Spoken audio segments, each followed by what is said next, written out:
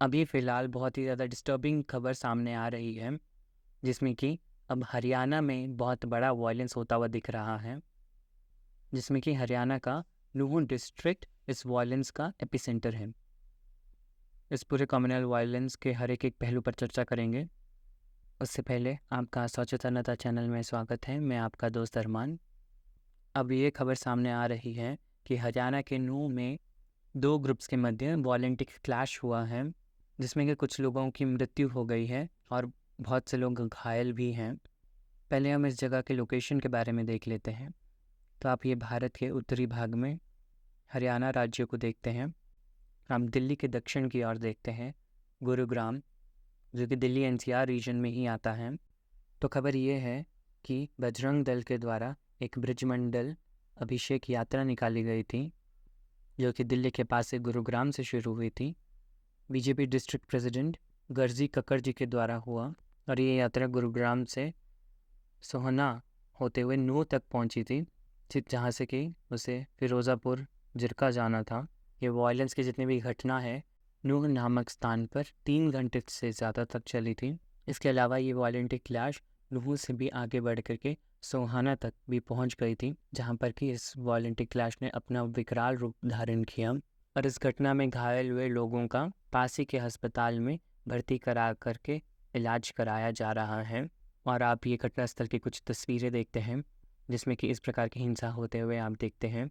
और इस घटना पर एक इम्पॉर्टेंट बात ये सामने आती है कि बजरंग दल के द्वारा ये ब्रिजमंडल जल अभिषेक यात्रा निकालने के लिए पहले से ही सभी डिस्ट्रिक्ट में से अनुमति ले ली गई थी। तो अनुमति मिलने के बाद भी जब इस प्रकार की यात्रा की जाती है तो उसमें हिंसा क्यों हुई? घटना को अगर आप शुरू से देखें तो ये यात्रा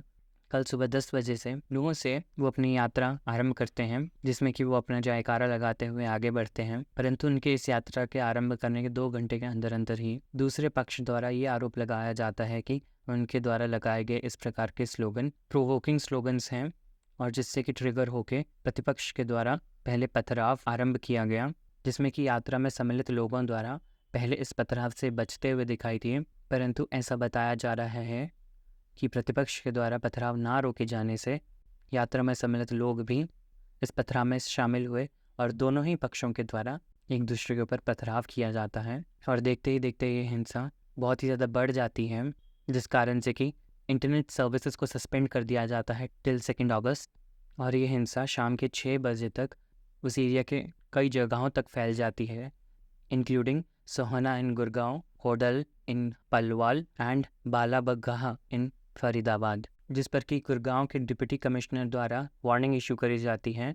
अगेंस्ट एनी ऑनलाइन पोस्ट जो कि इस वायलेंस को और ज़्यादा इंटेंसिफाई करे। इस दौरान वहाँ के कुछ चश्मदीदों द्वारा जब इस विषय में पूछा गया तो उनका कहना था कि इस प्रकार की घटना उन्होंने पहले कभी भी होते हुए नहीं देखी थी। एक्चुअली हुआ कुछ ये था, यात्रा में सम्मिलित लोग अपने रास्ते आगे बढ़ रहे थे तो वहीं पर लगभग 20 से 25 लोग एक घर के छत पर जाकर के इकट्ठे हो जाते हैं और उनके द्वारा पथराव भी शुरू कर दिया जाता है। मौके पर मौजूद पुलिस के द्वारा ह्यूमन चेन बना करके क्राउड पर पथराव होने से बचाते हुए दिखती है, परंतु देखते ही देखते ये घटना वायलेंट हो जाती है, जिसमें कि भीड़ में सम्मिलित लोगों के द्वारा 3 एलपीजी सिलेंडर्स लाए जाते हैं और उन सिलेंडर्स को उसी घर में फेंक दिया जाता है जिससे कि वो वहाँ पे ब्लास्ट हो जाए। परंतु इस घटना से किसी के भी हताहत होने की खबर नहीं आती है, परंतु वहाँ पे आग फैल जाने से फायर ब्रिगेड की 2 गाड़ियों को बुलाया जाता है जिससे कि आग पर काबू पाया जा सके। परंतु इस वायलेंस पर उस समय काबू नहीं किया जा पा रहा था, जो कि आगे एक बहुत बड़े स्तर पर प्रसारित होते हुए आप देखते हैं।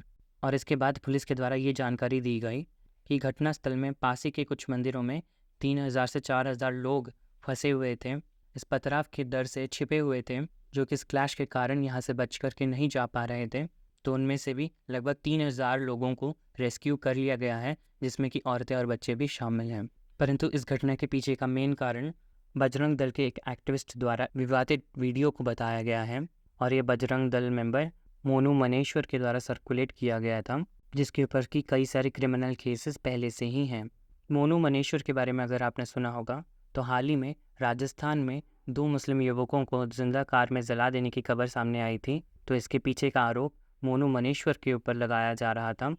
जिस पर कि मोनू मनेश्वर का कहना था कि उन दोनों युवकों द्वारा गौ तस्करी की जा रही थी, जिसके बचाव में मोनू मनेश्वर के द्वारा इस प्रकार का काम किया गया था। और इस समय खबर सामने ये आ रही थी कि मोनू मनेश्वर इस यात्रा में सम्मिलित हो सकता है, जिसमें कि प्रतिपक्ष के द्वारा मोनू मनेश्वर को टारगेट करते हुए इस प्रकार की यात्रा के ऊपर पथराव किया गया था। परंतु इस सब घटना के बाद उस एरिया में अब धारा 144 भी लगा दी गई है, जिसके तहत कि एक जगह पर 4 लोगों से ज़्यादा एकत्रित नहीं हो पाएंगे, जिससे कि ना ही एक जगह पर ज़्यादा भीड़ उमड़ेगी और ना ही इस प्रकार की वॉयलेंस और आगे बढ़ेगी। इसके साथ हरियाणा के सीएम मनोहर लाल खट्टर जी के द्वारा ये आश्वस्त कराया गया है कि दंगाइयों पर कार्रवाई होगी और इस घटना के पीछे जो कोई भी है उसके ऊपर सख्त कार्रवाई की जाएगी, इस प्रकार की उन्होंने जानकारी दी। इसके बाद हरियाणा के गृह मंत्री के द्वारा भी इस घटना पर पूरी नज़र बनाए हुए हैं और इसके साथ उन्होंने केंद्र सरकार से भी सेंट्रल पुलिस फोर्स को इस घटनास्थल पर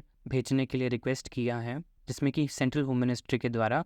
2 सेंट्रल पुलिस फोर्स को घटनास्थल पर भेजा जा चुका है। इन सभी घटना पर हरियाणा के ऑपोजिशन के द्वारा भी सरकार के ऊपर प्रश्न उठाए जा रहे हैं, जिसमें कि INLD से अभय चौटाला जी का कहना था कि हरियाणा में बीजेपी एंड जेजेपी की कोalition गवर्नमेंट को इस विषय में 2 दिन पहले से ही जानकारी थी, जिसमें कि संभावित था कि लॉ एंड ऑर्डर की डिस्ट्रप्शन की घटना हो सकती है, परंतु फिर भी राज्य सरकार के द्वारा एक एक्टिव एक्शन ना लेते हुए इस घटना को नहीं संभाल पाई, जिसके बाद कि इस एरिया में धारा 144 तक लागू करना पड़ गया है। इसके बाद दिल्ली पुलिस भी अभी अलर्ट पर है, क्योंकि हरियाणा में हुए इस कम्युनल वायलेंस से दिल्ली NCR रीजन तक भी पहुंच गया है, जिसमें कि गुड़गांव में भी बहुत सी वायलेंस की घटना सामने आ रही है, जिससे कि पूरे दिल्ली के बॉर्डर एरिया में दिल्ली पुलिस को एक्टिव कर दिया गया है। इसके साथ हरियाणा पुलिस से जब इस कम्युनल वायलेंस में दर्ज इन केसेस के बारे में पूछा गया तो हरियाणा पुलिस का कहना था कि अभी तक लगभग 20 FIRs की जा चुकी हैं दोनों ही पक्षों के द्वारा और जल्द ही हरियाणा पुलिस भी इस विषय पर कार्रवाई करेगी, इस प्रकार की उन्होंने जानकारी दी। आप इस पूरी घटना के ऊपर क्या राय रखते हैं, कमेंट सेक्शन में अपनी राय लिखिएगा। इस वीडियो के लिए इतना ही। आपका सचेतनता चैनल में आने के लिए धन्यवाद। See you in the next video.